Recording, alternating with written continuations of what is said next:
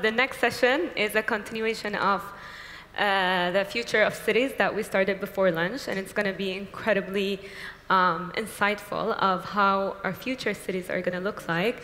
And I'm going to start with Laurence Kemball-Cook, who's the founder and CEO of Pavegen, a technology that transforms footsteps into energy. Laurence, please.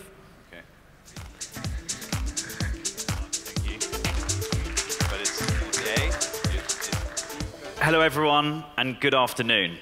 So today, I'm going to talk about the smart city revolution and also new energy technologies. So firstly, who am I? I'm an engineer, I'm a designer, an entrepreneur, and CEO and founder of Pavegen. Now, before I talk about our technology that generates energy from footsteps, I want to talk about how I see cities and the world today. So today, the majority of the world's population is in cities. So 55% of people, so over 50% are living in cities. 7.4 billion people on this planet, and the population is rising. Why are people going to cities? Opportunity, jobs. People are always going to be going to urban environments. Now, there's huge challenges with climate change. Now, we're all very aware of some of those challenges, but it involves sea level rising, increased CO2. What you can see behind me, huge parts of Bangladesh will be flooded before we know it if we don't address the serious issues of climate change around us. Now, there is some hope. So the last 12 months saw over a third of the world's energy being powered from renewables. So solar is doing a great job. So you can see behind me is a Californian solar farm. Now, it works really well, solar, in deserts. It's remote, there's great sunlight. So we've got a good solution there. Now, if you go to wind works really well out at sea, at the top of a mountain, and is a good example of how renewables can work. But there's one place that I think has been forgotten, our cities. Our cities are suffering. So look at Delhi this week. There's some unprecedented levels of air quality challenges that are an order of magnitude greater than anything we've experienced before. It's so bad, they don't have the right detectors to really understand the ppm in the air. So the causes of this are that 2.2 million children will have permanent lung damage. Now, that's a really sad number. And that's only the number that we know that's been publicly released. The real damage is going to be so much worse. So cities are suffering. So I believe that cities, historically, have been built for machines. They've been built for our cars, with roads everywhere. They've been built for our planes, to put airports where they're needed. And some people have forgotten, the architects, the town planners, about the people, the very people that live within the city itself. So I hope that we can make a city a beautiful place to live in, one that has energy, where you need it, that's sustainable, a city that's smart. And I believe a smart city is one where there's seamless communication, there's easy mobility for everyone in it. Power is generated where and when it's needed, and it's sustainable. But can we make our cities greener? Can a city feel like I'm walking through a beautiful field with the smell of the flowers and the greenery around me? Can a city feel as good as that? So I'm on a mission to try and make our cities greener. Now, I've talked about how I see the world, and solar and wind are there, but there's a really big challenge in urban areas. Now, I started my career at the largest energy company in Europe. And they said to me, Laurence, it was my first job as well, so my first ever job. They said, Laurence, we want you to build a new form of street lighting powered by energy in cities. So off I went, trying to do solar street lights. It doesn't work in urban areas because there's a lot of shading. Then I thought, what about the wind? But wind really doesn't work in urban environments. You've got to be out where there's a lot more wind, far away from buildings. So I really struggled to find a solution. So I'm at the biggest energy company in Europe, and I failed. They fired me, and hanging my head in shame, I left that company. I was crying a little bit too. And so I spent the next 5 years in my bedroom trying to deliver a product that would solve that problem. I happened to have a camera crew there at the time to capture the moment of me creating a new idea. And my idea was, what is all around us? What if we could capture the energy from everyone's footstep? So I know we've all just had lunch and people may be a bit sleepy. So can I just do a test here today at EmTech MENA? Can everyone stand up, please? Up from your seats. Okay, slowly, try not to kick over your coffee. Okay, great. So what I'm going to ask is when everyone's standing up is on 3, I'm going to do 1, 2, 3, go. I want everyone to just do a small jump like this, just a small jump, okay? So we're going to do it, when I say go, it's going to be 1, 2, 3, then go. Okay, so ready? 1, 2, 3, go.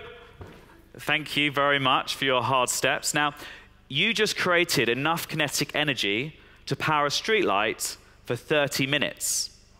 Okay, you can sit down. Thank you very much. Give yourself a round of applause. Good work there for getting involved, okay? So, 30 minutes of a streetlight. Now, that doesn't sound like very much, but imagine 10 million people in London commuting every day. Imagine approaching 300 million people in America. Imagine everyone in Dubai moving every day for every metro. So the potential is huge of using human power in our cities. Now, I built this prototype in my bedroom, and after 5 long years, I had a wooden prototype. It was held together by duct tape, by sellotape, bits of chewing gum. It was very basic, but it showed that one footstep could generate electrical power. So I had this prototype, and then I had to test it.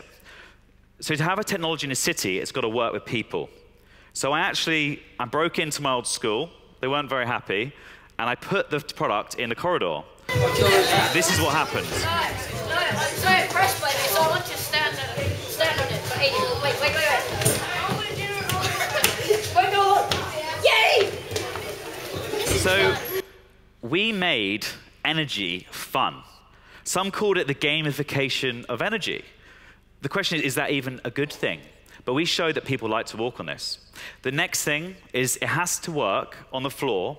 It's one of the harshest environments known to man. So just imagine, when you're in Dubai, there's going to be sand. There's going to be huge amounts of expansion and contraction due to the temperature variation. It has to work underwater. There's going to be flooding. So when it rains in Dubai, obviously things flood briefly. So it has to withstand some of the harshest human physical factors you can imagine, and people trying to destroy the product too. So I made it work. That was my biggest challenge. So if we look at a city, I believe a city is not just about finding a renewable energy solution. A city has to be, a good solution in a city needs to be about wellness, making something fun for me, making it smart to fit into the digital infrastructure of that city, making it sustainable at every part of its production, but then also connecting into the Internet of Things data layout. Now, earlier I talked about cities are built for machines, okay? And an example of that is, we're all connected devices these days. Everyone has several IoT connected things. Now, cities are about machines, are about data, and I want to make it about people. So I don't believe in the Internet of Things. What we believe in is the Internet of Beings. So the Internet of Beings is about people. It's about humans doing something physical, as simple as walking, and then also having a data layer that's really important that helps you to analyze and optimize the performance of that city. So the Internet of Beings is going to be a really key part of future cities. Okay, so we wanted to make this real in a city. So how did we do it? So Elon Musk is a big supporter of what we're doing, and we managed to get him to lend us an early Tesla. So think how many electric vehicles there'll be in this world, and he drove one to our office. So conveniently, there was a Pavegen in the bonnet. We pulled out the Pavegen, and we wanted to see, can people's footsteps actually charge the car? So you can see here, with some artistic license, that you can use the energy of people to power the car, but also to charge the car. So imagine 10 million people moving, storing that energy in batteries all day long, and then using that energy to charge the cars, and it can go and drive away. Now, you need several thousand steps to make a car drive a kilometer, but it shows what's possible if you make a city work for you. You've got people, you've got cars, and that infrastructure can work together. Then, in our journey, we worked with Elon Musk at Tesla. We then took it to a busy place. We found the busiest airport in Europe, Heathrow Airport. And they said, we want to do a 6-month trial. How does it work? It went so well, they kept it there for over 4 years.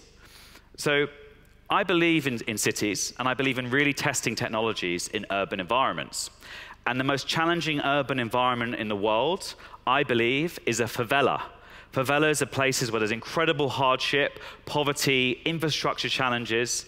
And I wanted to see, could I take my tile, my kinetic floor, and install it in a soccer pitch? And the aim was to use the energy of people playing soccer to power the lights in the favela and on the pitch itself. So we went to Rio, and this is a story told by a friend of mine called Helena. Eu quero andar por cima para ver como que é. This new form of kinetic technology is a flooring tile. As you stand on it, it converts every footstep to electricity. Just the movement, like that. Yeah, that's it. Quando a gente corre e brinca, a gente ajuda a iluminar. As these children find out that actually we're helping to light a football pitch, they almost can't believe it, and there's a certain element of delight and we can see in their face when they really get excited about the prospect of what's happening in front of them. Eu acho muito legal. Eles criam, cria uma coisa tão legal. E ela faz a gente aprender muitas coisas legais.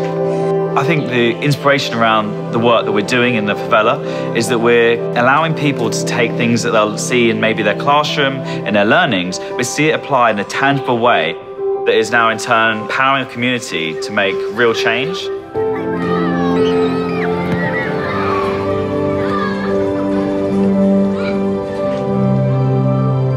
A gente aprendeu que a energia vem do planeta, do sol, do vento e da gente. So how cool is that? And using a favela as a new power source. So suddenly the students wanted to be scientists and engineers because the energy solution had inspired them. And so now if you go back to Rio and you have a Pavegen t-shirt on, you're the most protected people in that favela as well. So we went to the favela environment, we took it across Nigeria with hip-hop rapper Akon to support us. And what we've done now is we've built over 1,000 prototypes of our technology. So whenever you walk on it, it spins a small flywheel that produces 5 watts of energy. And so we engineer it in the UK. We're based in Cambridge, it's our R&D facility. And it allows us to make the most robust, yet the highest power output product possible. And so we've constantly iterating it, especially for harsh desert conditions and also high humidity. And so I guess the way I look at it, we wanted to create a floor that would be, if Apple built a floor, how could we make a floor look? It's got to be durable, it's got to be strong, it's got to be fun to play with, and ultimately customizable to work in any environment in the world. And so we built that. And I talked earlier about a city. A city's got to be about energy, sustainability, wellness, having fun, and data. So with our idea, we captured the world's imagination, and that allowed us to grow. So the thing we're most excited about is we recently installed it at Abu Dhabi Airport between Terminal 1 and Terminal 2.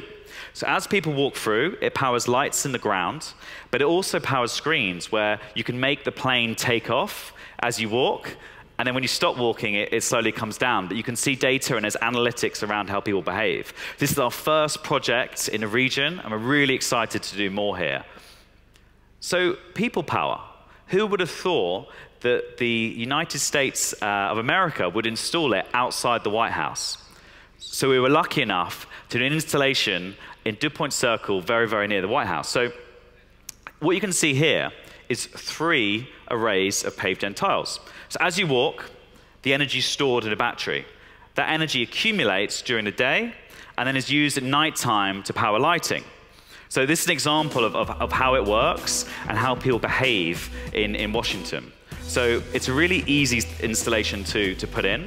It's plug and play. So it's like a kit. You drop the tiles in the ground, you connect them together, the triangles, and then you plug everything into our single power controller, and then also into a battery.